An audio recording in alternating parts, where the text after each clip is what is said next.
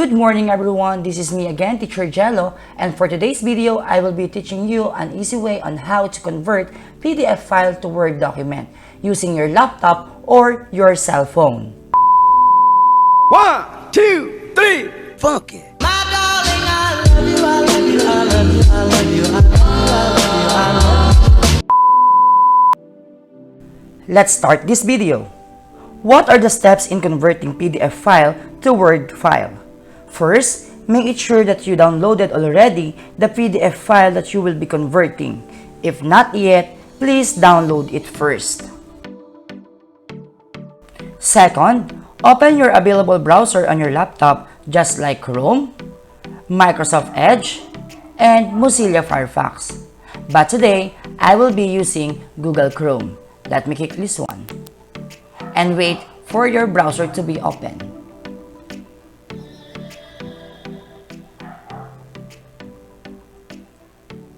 Third, go to the address bar and type www.google.com and enter that address, then wait for it to be open.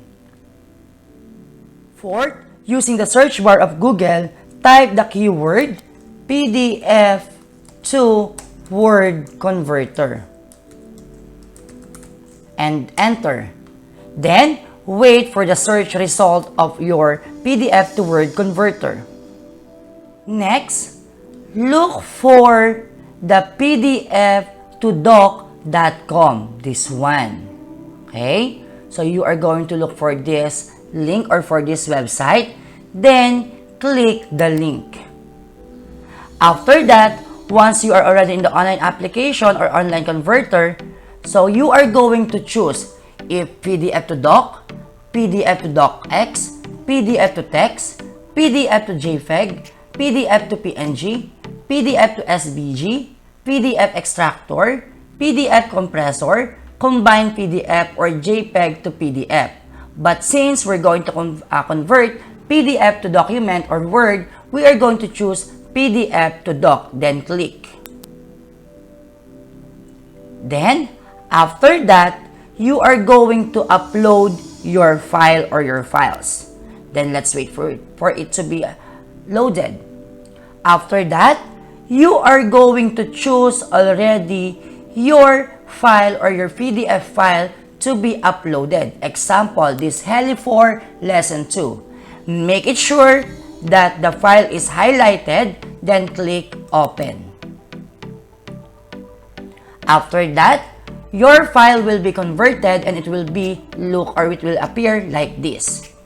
Then next step, you are going to click the download. Okay? After that, your file now will be downloaded and you will see that one on the lower left side portion of your screen. Then, now, your PDF file is now an editable Word now. What to do next? Click the download button. Okay, this one, the download file, to check if the file is already converted. So let's check, let's click. And now, wait for the document to be open.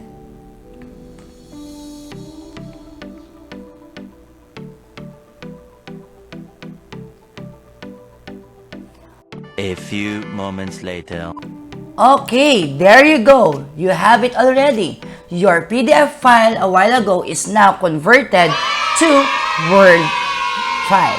And now, you can have already the enable editing for you to edit your Microsoft Word or your PDF file a while ago. So that's it. That is how you are going to convert your PDF file to Word file using your laptop or using your cell phone also. I hope this video will help you in converting your PDF format to Word file.